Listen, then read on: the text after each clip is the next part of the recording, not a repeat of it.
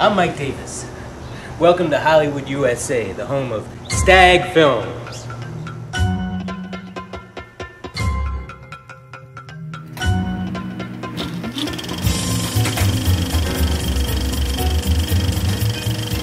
Stag has produced a film called Sex Galaxy, what history books are calling the world's first green movie made entirely out of recycled materials.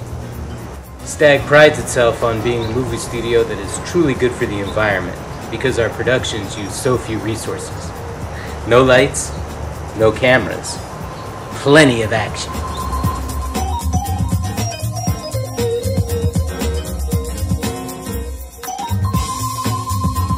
I'm a director here at Stag, and in fact I directed Sex Galaxy.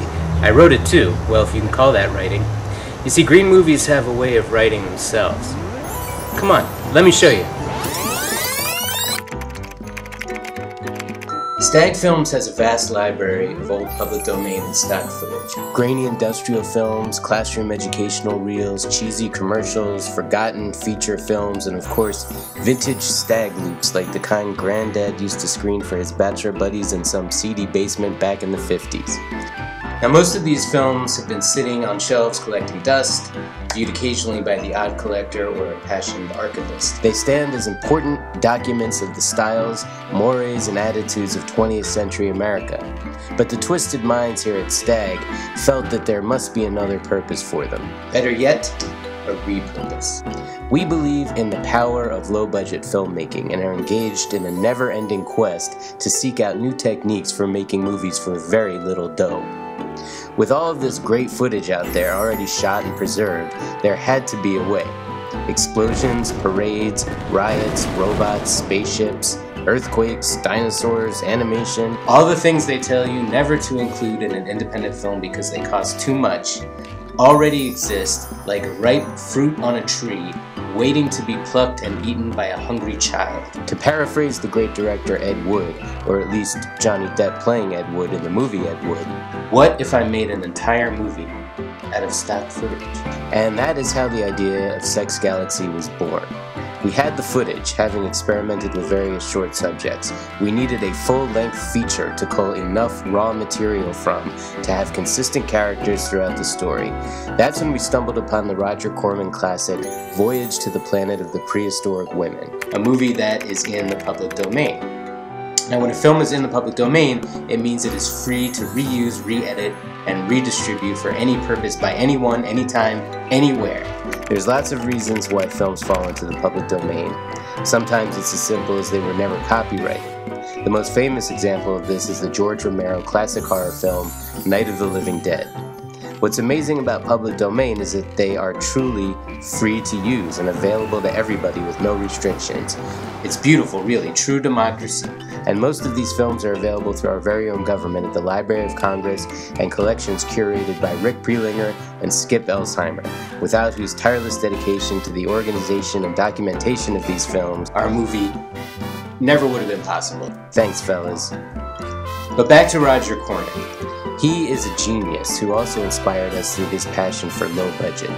We discovered that Voyage to the Planet of the Prehistoric Women actually got most of their footage from a Russian-Soviet sci-fi opus from 1962 called Planeta Burn.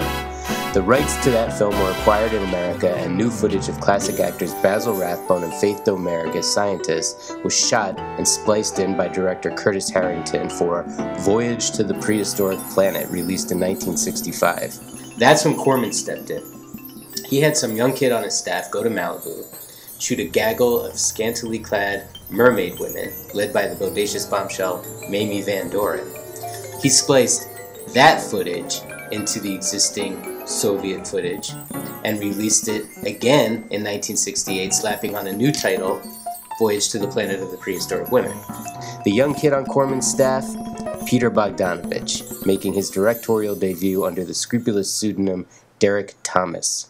Side note, I approached Bogdanovich at a retrospective of his films and showed him a photo of our recreated set for Sex Galaxy. He muttered that it was a scene he would just as soon forget. Second side note, I sent a copy of the movie to Roger Corman as well, who stated that he found it amusing. Which brings us to our production. For the creation of Sex Galaxy, everything was done backwards compared to the way a normal film is made. This is because we started in post-production, meaning we had all of the footage even before we had a script. The footage we had dictated the basic story, and our editor went to work putting a rough cut together of visuals only, so we had what looked like a silent movie. Using the rough cut as a guide, I wrote the actual screenplay, fleshing out the story and writing dialogue. Once that was done, we cast a talented group of actors to do the voices. I am Ron! We desperately need to talk. Met a bunch of really great people. Watching pornography almost got me fired. Oh, you'd say something like that. The voice recordings were assembled, laid into the rough cut, and then the picture was edited again to match up with the voices. Sometimes the synchronization worked, sometimes it didn't. We used whichever was funniest. Over 40 different films dating from 1926 to 1979 were cannibalized to flesh out the visuals needed to match the new script, each shot cut in seamlessly by our talented team of editors. Because the original soundtracks were erased from the source film clips, we had to dub in all new music and sound effects. These elements had to be top-notch to offset the rather crappy look of the grainy old footage. So we found the best bands around, picked their wildest tunes, then went to a sound house where backgrounds, effects, and a high-tech mix were added in to complete the film. Despite the claim that Sex Galaxy is made entirely out of recycled footage, I'm going against our public relations department by making an exclusive admission here that we shot one brand new scene for the movie. The reason was necessity. The climax of our story involves a love scene between the astronaut Billy and Willa, the leader of the female alien tribe. With all of the additional footage shot by the infamous Derek Thomas, there are no scenes where the astronaut and the woman are in the same shot. So we had to recreate that fateful set, and most importantly, find the perfect modern match for classic screen siren Mamie Van Doren. That we did in Carnate with the incomparable Uma Sweet. Then we had to treat the new footage to make it look like the old, applying a technical recipe for film aging now locked away in the Stag film vaults. Take a look at the before and after. Now look again, and again. Don't fear, the secret's safe with us.